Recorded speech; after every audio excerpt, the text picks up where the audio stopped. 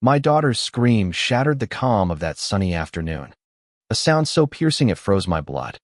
I dropped everything and bolted outside, only to see the most horrifying sight of my life, my disabled daughter, Ella, hanging from the neighborhood street lamp by her wheelchair straps.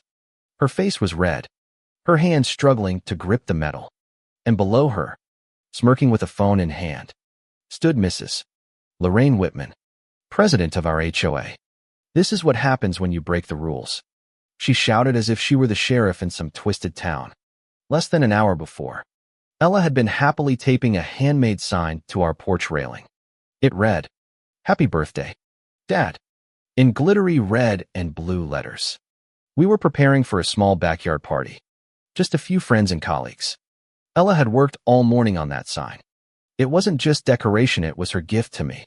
Then came Lorraine, stomping across the lawn in her heels like she owned the street. "Take that eyesore down now," she barked. Ella looked up at her, frozen. I stepped in between them and said as calmly as I could, "We're just having a birthday celebration. It'll be down by evening." Lorraine's face turned a deeper shade of crimson. She shoved a printed HOA rulebook into my chest. "No decorations without written approval. It's in the bylaws. That includes signage. And that wheelchair shouldn't be out in front. It brings the whole neighborhood down." I clenched my fists. I'd been an FBI agent for 15 years, trained to remain calm under pressure. But something about her, the venom in her voice, the smugness made my skin crawl. "You need to leave our property now. And don't you ever talk about my daughter like that again." She laughed. Not a nervous laugh. A cold, joyless one. "What are you going to do, Agent Carter? Flash your badge? That means nothing here. I run this HOA. You have 30 minutes to take everything down, or I will."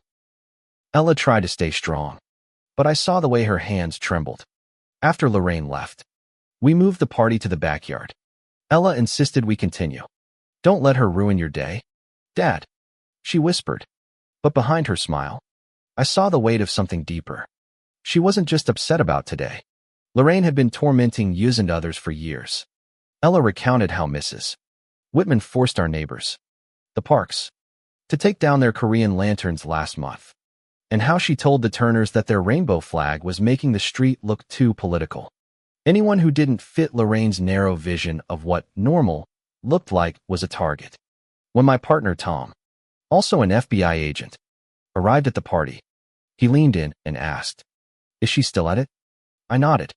She called Ella's wheelchair an eyesore, said she'd remove everything herself.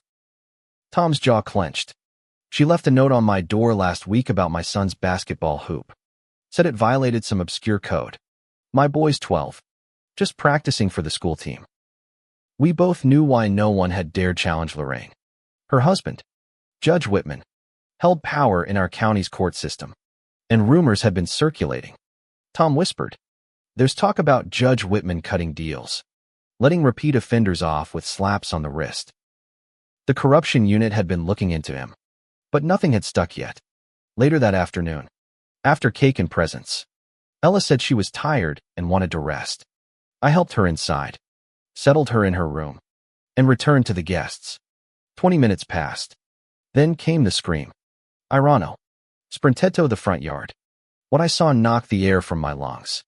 Ella was hanging 6 feet above the ground, strapped by her own wheelchair harness to the street lamp. Her chair lay on its side below.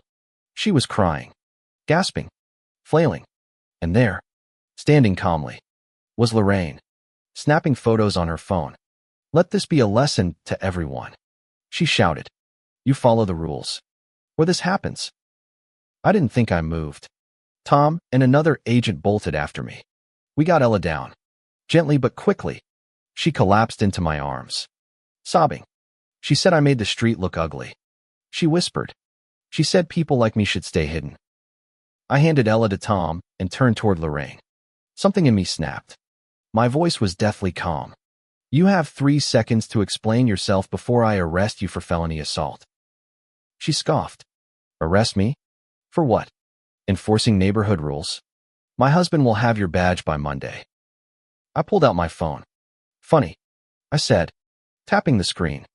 My home security cameras just uploaded footage to my cloud. Footage of you dragging a disabled girl and stringing her up for humiliation. Lorraine's face went pale. She looked around and saw the people at the party doctors, agents, neighbors watching in stunned silence. Tom stepped in. Mrs. Whitman, you're under arrest. Suddenly, the dam broke. Mrs. Rodriguez, from 2 doors down, stepped forward. I saw it. I've seen her bullying everyone, but I was scared to say anything.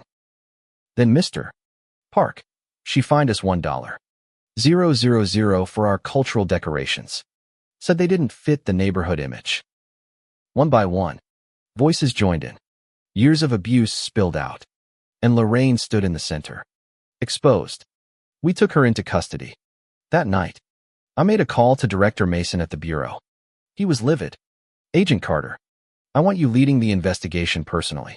If this HOA president and her judge husband are part of a racket, I want them both behind bars. By morning, we had warrants. By noon, we were searching the Whitmans' home, the judge's office, and the HOA's records. What we found was bigger than anyone expected. Offshore accounts, bribes, forged citations. Lorraine had weaponized HOA bylaws to harass minorities, the disabled, and anyone she deemed undesirable. She logged targets in a handwritten notebook. At the top, Carter FBI, Ella disabled daughter. Remove quietly. The story exploded. News outlets ran headlines like, FBI agent's daughter attacked in HOA scandal. Lorraine was charged with assault and hate crimes. Judge Whitman was indicted for bribery and obstruction of justice. She got 12 years. He got 20. But punishment wasn't enough. We worked with disability rights lawyers and civil rights groups to sue the HOA on behalf of every family they had targeted. Ella testified in court, staring down the woman who tried to humiliate her. Her voice didn't tremble once. 1 year later, the street lamp was removed and replaced with a fully accessible playground. Ella cut the ribbon herself. She spoke in front of hundreds. Last year, I was told I was ugly and should be hidden. Now, I know I belong. And so does every child here. That day, as I watched children of every background and foot, on wheels, on crutches playing together in peace, I realized something profound. Power can corrupt, but courage transforms. Lorraine tried to break my daughter. Instead, she built a movement. And I have no doubt she'll think about that for every one of her 380 nights in prison.